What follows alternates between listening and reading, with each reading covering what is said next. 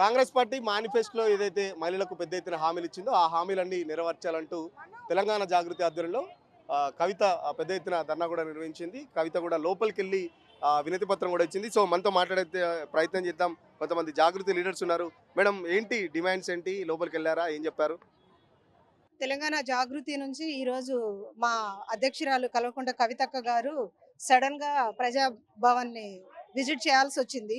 ఎందుకు అనంటే మహిళలకి చాలా పథకాలు ప్రామిస్ చేశారు తెలంగాణ ముఖ్యమంత్రిగా ఉన్న రేవంత్ రెడ్డి గారు.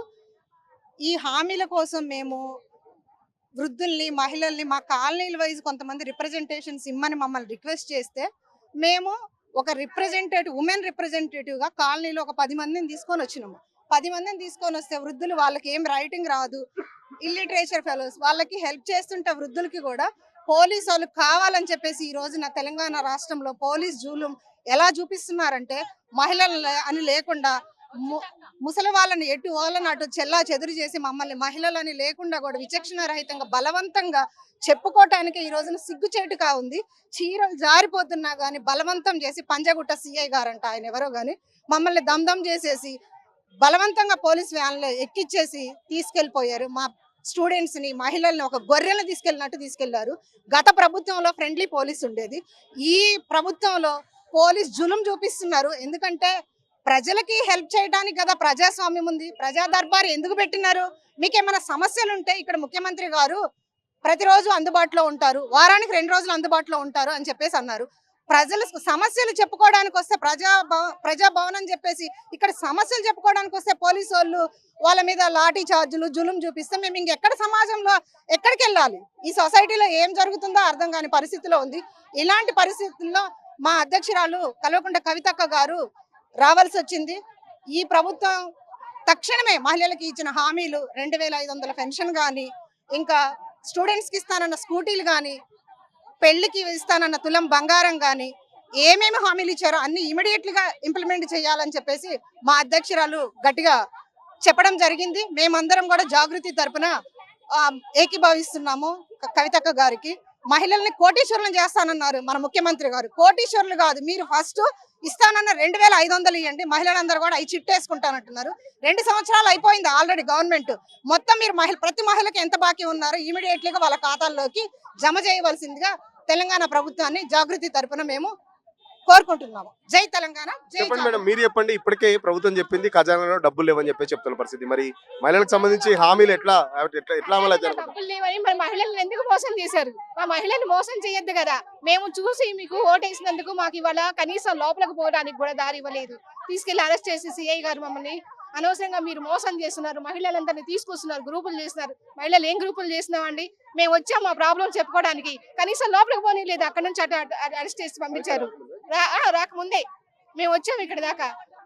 మమ్మల్ని అందరినీ చెల్లాచెదురు చేసి వాళ్ళని ముసలి వాళ్ళు వచ్చారు పెన్షన్ కోసం, కొంతమంది ఇల్లు లేని వాళ్ళు వచ్చారు, కూలీలు వచ్చారు. వాళ్ళ ప్రాబ్లం చెప్పుకోనివ్వట్లేదు ఎవరు కూడా. ఎంతసేపటికి రండి మీరు అని వ్యాన్ ఎక్కించుకొని తీసుకుపోతున్నారు.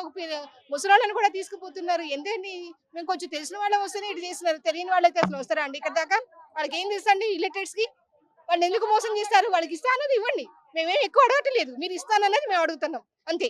జై జాగృతి, జై తెలంగాణ. చెప్తారు కదా, మంత్రులు చెప్తారు బంగారం రేట్ ఎక్కువ అయిపోయింది, ఇప్పుడు తులం బంగారం ఇచ్చే పరిస్థితిలో లేమని చెప్పి చెప్తున్నారు. మరి ఏం చెప్తారు మరి మీరు?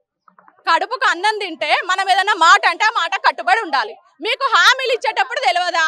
420 హామీలు ఇచ్చిండ్రు, మీరు ఎందుకు అప్పుడు హామీలు ఇచ్చేటప్పుడు తెలియదా? బడ్జెట్ ఎట్లుందో అంటే మీకు ఆ మాత్రం అంటే మీరు ఏదో మేము అధికారంలోకి రాములే అని మీకు నోటికి వచ్చిన హామీలు ఇచ్చిండ్రు. ఈ రోజు మేము ఏం అడుగుతున్నాం? మా ఆడబిడ్డలందరూ ఎన్నో రోజుల నుండి జాగృతి నాయకులు, ఆడబిడ్డలు ఎవరైతే నాయకురాళ్ళు ఉన్నారో వాళ్ళందరినీ గత కొద్ది నెలలుగా మాకు సమస్యలు ఉన్నాయి, వాటి మీద మనం ప్రజాభవన్కి వెళ్ళి అప్లికేషన్ ఇద్దామని చెప్పిండ్రు. ఆ సందర్భంలో మేడ్చల్, మా రంగారెడ్డి, తర్వాత హైదరాబాద్ కి సంబంధించిన మహిళా జాగృతి అధ్యక్షురాల సమక్షంలో అందరం వచ్చినాం ఈ రోజు ఇక్కడికి ఇద్దామని. వచ్చిన సమయంలో ఏం చేసిండ్రు? పోలీసులు ఆడబిడ్డలను కూడా చూడకుండా లాక్కొని వెళ్ళి అసభ్య పదజాలం యూజ్ చేసిండ్రు, మా విద్యార్థుల మీద లాఠీ చార్జీ చేసిండ్రు. కాబట్టి ఈ రోజు కవితక్క గారు వచ్చిండ్రు. ఎప్పుడు ఈ తెలంగాణ ప్రజలకి కవితక్క గారు అవసరం ఉన్నా కూడా తెలంగాణ జాగృతి నిలబడుతుంది, కవితక్క గారు నిలబడతారు. ఈ రోజు మేము ప్రభుత్వాన్ని ఒకటే డిమాండ్ చేస్తున్నాం, ఫిబ్రవరి 26న మీరు పెట్టే బడ్జెట్ లో మహిళలకు స్పెషల్ బడ్జెట్ పెట్టాలి. మీరు ఇస్తానన్న 2500 అది ఇంప్లిమెంట్ చేయాలి. మీరు గృహలక్ష్మి పథకం కింద ఏమి ఇస్తామన్నారు ఉన్నారో అవన్నీ చేయాలి. పెన్షన్లు, కొత్త పెన్షన్లు తీసుకోవాలి, రేషన్ కార్డులు కానివ్వండి. మీరు పేపర్లు తీసుకొని అవి రోడ్డు పాలు చేయకండి. ఈ రోజు దాదాపుగా 500 అప్లికేషన్లు ఇచ్చినాం మేము. ఆ 500 అప్లికేషన్లు మీరు పరిశీలించండి, అంతేగాని రోడ్డు పాలు చేయకండి. జై తెలంగాణ. చెప్తున్నా ఫ్రీ బస్ లో చేస్తున్నాం, మహిళలను కోటీశ్వరం చేస్తున్నాం. ఫ్రీ బస్ ఎక్కి చాలా మంది మహిళలు శ్రీశక్తి అని చెప్పేసి కూడా చాలా వరకు మహిళలు బిజినెస్ లో కానీ దాంట్లో కానీ రాణిస్తున్నారు అని చెప్పి చెప్తున్నారు.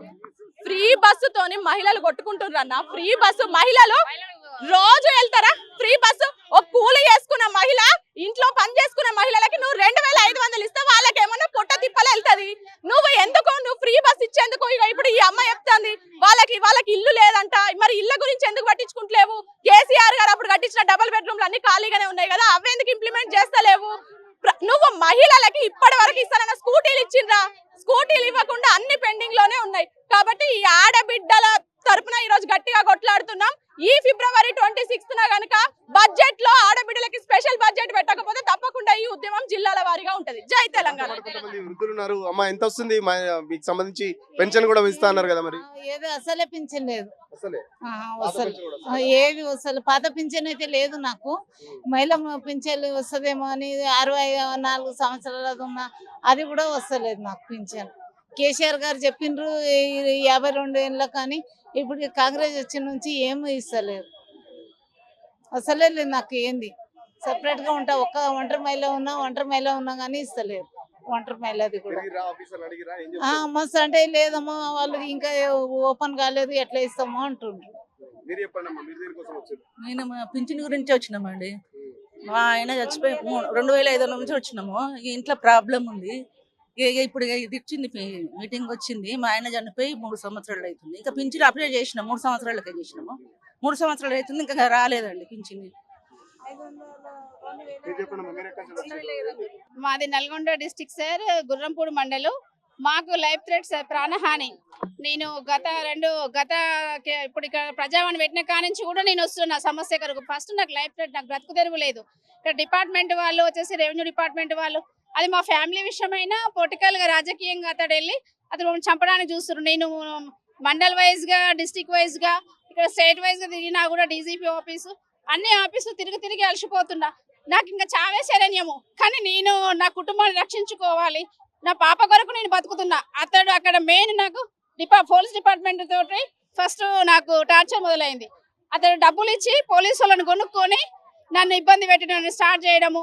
అక్కడ నేను కంప్లైంట్స్ చేసినా కూడా నాకు నా అత్తమామల నుంచి రావాల్సిన వారసత్వం ఇవ్వకుండా మా అమాయకత్వం చూసి అక్రమ పట్టా వేయించుకొని దాడులు చేస్తున్నారు. ఇక్కడ రెవెన్యూ డిపార్ట్మెంట్ వాళ్ళు పట్టా మారుస్తున్నారు, పోలీస్ వాళ్ళు వాళ్ళకి సపోర్ట్ చేస్తున్నారు.